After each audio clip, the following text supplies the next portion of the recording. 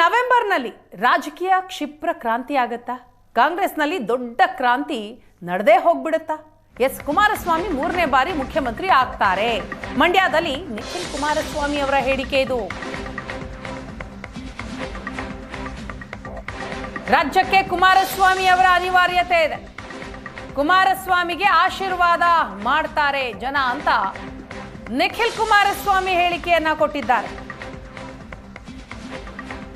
ನವೆಂಬರ್ನಲ್ಲಿ ರಾಜಕೀಯ ಕ್ಷಿಪ್ರ ಕ್ರಾಂತಿ ಆಗುತ್ತಾ? ಕಾರಣ ನಿಖಿಲ್ ಕುಮಾರಸ್ವಾಮಿಯವರು ಆಡಿರುವಂತಹ ಮಾತು.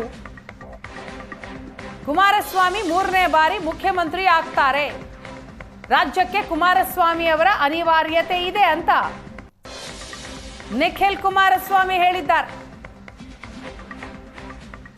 ಮಂಡ್ಯದಲ್ಲಿ ಮಾತನಾಡಿದಂತಹ ನಿಖಿಲ್ ಕುಮಾರಸ್ವಾಮಿ ಆಡಿದಂತಹ ಮಾತಿದು. ಭಾಗ್ಯಲಕ್ಷ್ಮಿ ಬಾಂಡು ಈಗ 20 ವರ್ಷ ಆದ್ಮೇಲೆ ಅವ್ರಿಗೆ ಇವತ್ತೇನು ಅವ್ರ ಕೈಗೆ ಬಂದು ತಲುಪಿದೆ.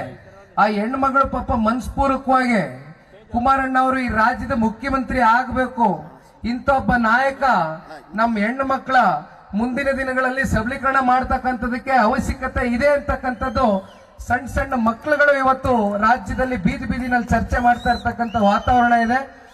100ಕ್ಕೆ 100 ಸನ್ಮಾನ್ಯ ಕುಮಾರಣ್ಣ ಅವರ ಅನಿವಾರ್ಯತೆ ರಾಜಕಾರಣಕ್ಕೆ ಇದೆ. ಅಂತ ಒಬ್ಬ ನಾಯಕ ಮತ್ತೊಮ್ಮೆ ಈ ರಾಜ್ಯದಲ್ಲಿ 3ನೇ ಬಾರಿ ಮುಖ್ಯಮಂತ್ರಿಗಳಾಗಿ, ಕನಿಷ್ಠ ಪಕ್ಷ ಈ ಬಾರಿ 5 ವರ್ಷ ಮುಖ್ಯಮಂತ್ರಿಗಳಾಗಿ ರಾಜ್ಯದ ಸೇವೆಯನ್ನ ಮಾಡಬೇಕು ಅಂತಕ್ಕಂಥದ್ದು ಇದು ಕೇವಲ ಜನತಾದಳ ಪಕ್ಷದ ಕಾರ್ಯಕರ್ತರ ಒಂದು ಮನಸ್ಸಿನಲ್ಲಿರ್ತಕ್ಕಂಥ ಭಾವನೆ ಅಲ್ಲ. ಇವತ್ತು ರಾಜ್ಯದ ಉದ್ದಗಲಕ್ಕೂ ಕೂಡ ಇವತ್ತು ಪ್ರತಿಯೊಬ್ಬರು ಕೂಡ ಮಾತನಾಡ್ತಾ ಇದ್ದಾರೆ. ಕುಮಾರಣ್ಣ ಅವರ 20 ತಿಂಗಳು 14 ತಿಂಗಳು ಆಡಳಿತ ಹೃದಯ ಮುಟ್ಟಿರ್ತಕ್ಕಂಥ ಕಾರ್ಯಕ್ರಮಗಳು ಅದು ಶಾಶ್ವತವಾಗಿ ಇವತ್ತಿಗೂ ಕೂಡ ಉಳಿದಿದೆ, ಜನಗಳ ಮನಸ್ಸಿನಲ್ಲಿ ಸದಾಕಾಲ ಉಳಿಯುತ್ತೆ. ಅಂತವ್ರು ಬಂದು ಮತ್ತೆ ಮುಖ್ಯಮಂತ್ರಿ ಆಗಬೇಕು ಅಂತಕ್ಕಂಥದ್ದೇನಿದೆ, ಆ ಹಿನ್ನೆಲೆಯಲ್ಲಿ ಮತ್ತೆ ಪಕ್ಷ 40 ಸ್ಥಾನ ಗಳಿಸ್ತಕ್ಕಂಥದ್ದೇನು ದೊಡ್ಡ ವಿಚಾರ ಅಲ್ಲ.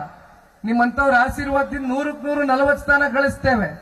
ಆದ್ರೆ ನಾವು ಆ 40ರ ಗಡಿಯನ್ನ ದಾಟಬೇಕು, ಒಂದು ಇತಿಹಾಸವನ್ನು ಸೃಷ್ಟಿ ಮಾಡಬೇಕು ಜನತಾದಳ ಅಂತಕ್ಕಂಥದ್ನ ಛಲದಿಂದ ಇವತ್ತು ನಾವೇನು ಹೊರಟಿದ್ದೇವೆ.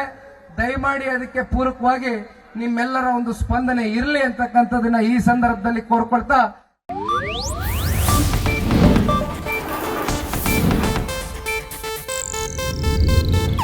ಇದು ಏಷ್ಯಾನೆಟ್ ನ್ಯೂಸ್ ನೆಟ್ವರ್ಕ್ ಪ್ರಸ್ತುತಿ.